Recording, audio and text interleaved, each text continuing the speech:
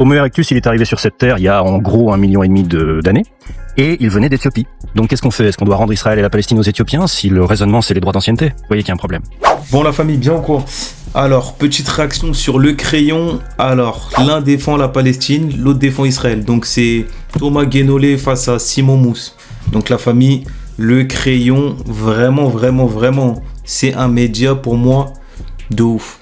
C'est un vrai média, ils font un travail de gueudin. Donc n'hésitez pas à vous abonner. J'ai toujours eu un penchant pour les médias qui sont objectifs.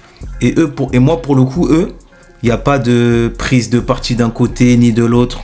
Ils écoutent. Déjà, c'est des longs formats. Et ils écoutent vraiment la personne. Donc ça, c'est vraiment les médias que j'affectionne vraiment particulièrement. Donc n'hésitez même pas à aller liker, partager. Faites tout ce que vous avez à faire. Mais il faut vraiment soutenir, il faut vraiment donner de la force à ce genre de médias-là. Et la question palestinienne et israélienne, elle est venue beaucoup dans ce débat-là. Ils parlent de tout, hein. Ils n'ont pas de limite. Ils abordent tous les thèmes. Ce qui se fait beaucoup moins dans les médias. Dans les médias à la télé. Bref, alors, on a Thomas Guénolé. Donc Thomas Guénolé, pour ceux qui ne savent pas, politologue, qu'est-ce que je peux dire sur lui, ex-LFI, de gauche. On se rappelle que Thomas Guénolé, il était sur le plateau de TPMP. Et pour le coup, c'est lui qui représentait la vraie gauche, hein, pas Gilles Verdez. Hein.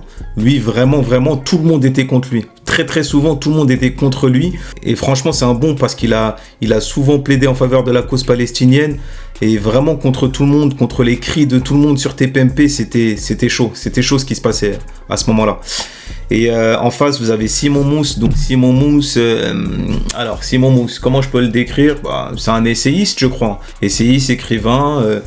Voilà, il a l'habitude de débattre. Lui aussi, je l'aime bien par rapport au fait qu'il débat très souvent. En fait, il donne la parole au débat et je pense que c'est ce qui manque malheureusement dans ce truc, même s'il y a quelques défauts que je pourrais reprocher à Simon Mousse, que je pointerai dans mon analyse, si je puis dire. Mon analyse, oui, parce que je suis un analyste politique.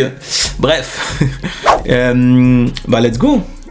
Et oui, du coup, c'est un pro-israélien, Simon Mousse, et Thomas Guénolé, pro-palestinien. J'espère que ça va pas durer, la famille, parce qu'il y a énormément de choses à dire. J'espère que je vais essayer de parler le moins possible et laisser les humains s'exprimer. Hein. Le sionisme est-il légitime? Là-dessus, je pense que ce que Simon va nous exposer, ce sera des fictions nationalistes et des opinions, ce qui est son droit, j'insiste sur ce point. Par exemple, de dire que les Juifs étaient là les premiers, ce qui est pas vrai. Et de mon côté, je vais exposer le droit international et puis des faits.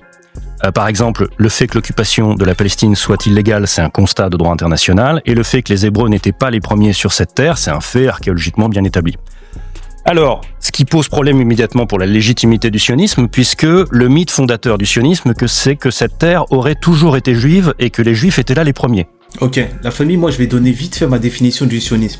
En fait, pour moi, le sionisme c'est hyper simple. C'est la souveraineté du peuple juif. Moi je suis le naïf, hein. Donc pour moi, les Juifs, il est content, il est tout beau, il est heureux.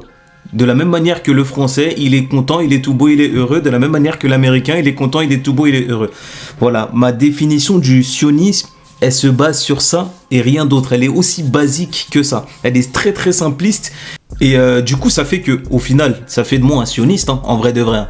Je suis aussi sioniste que panafricaniste, parce que panafricaniste, c'est la même chose. Vouloir la souveraineté du continent africain, françaisiste, ou je sais pas, souverainiste de France.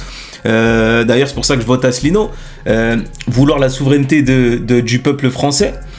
Donc, quelque part, je pense qu'on est tous sionistes.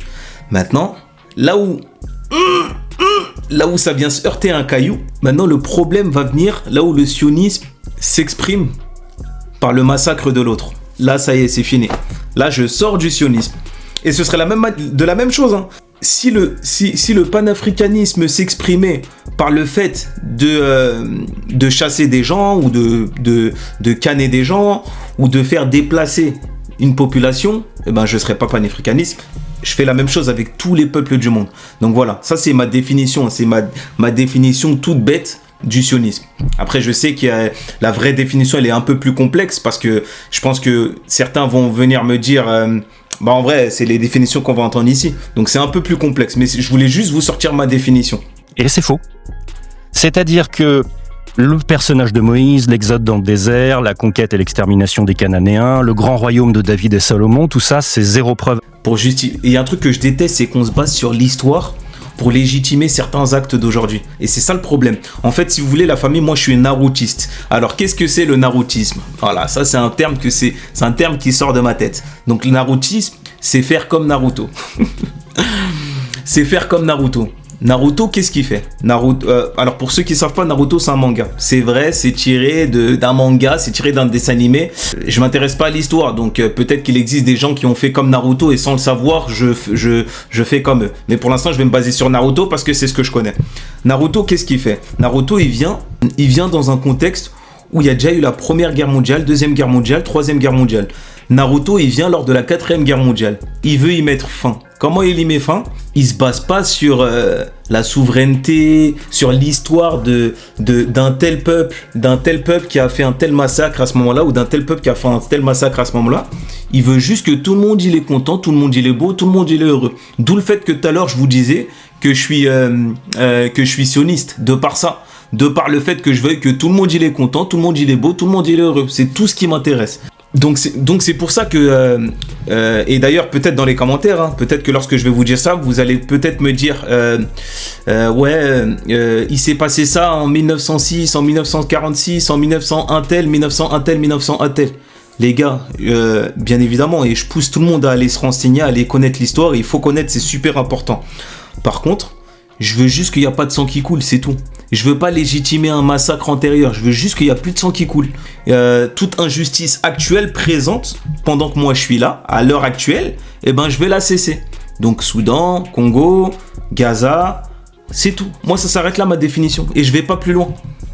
Archéologique à ce jour, c'est une très belle légende. C'est une très belle légende, mais c'est une légende. J'en vois aux travaux d'Israël Finkelstein, d'Amiai Mazar, etc. Par ailleurs, les Hébreux n'étaient pas les premiers à vivre sur cette terre de toute façon, puisque le premier, c'est Homo erectus. Homo erectus, il est arrivé sur cette terre il y a en gros 1,5 million d'années, et il venait d'Éthiopie. Donc qu'est-ce qu'on fait? Est-ce qu'on doit rendre Israël et la Palestine aux Éthiopiens si le raisonnement c'est les droits d'ancienneté? Vous voyez qu'il y a un problème. Ça c'est bien ça parce que ça balaie un peu l'argument de on était là les premiers. Et d'ailleurs c'est pareil de toute façon, pour la même raison que je viens de dire.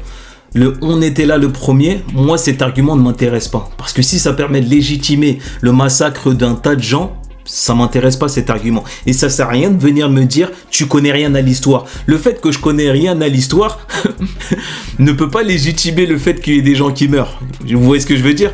Donc c'est pas logique en fait, c'est pas logique. Et de la même manière que si on légitime ça, ça veut dire que comme la meuf l'avait dit dans une interview chez Vincent Lapierre dans un micro-trottoir, ça veut dire qu'on fait quoi? On rend l'Amérique aux Indiens, on fait quoi? On rend, et encore, peut-être qu'avant les Indiens il y avait d'autres gens, on rend cette Amérique à eux, on rend l'Afrique à qui? Les gars, venons on se met d'accord, consensus mondial, venez, personne meurt. C'est tout ce qui m'intéresse. La vidéo elle est déjà trop longue, je pense que je vais faire une deuxième partie.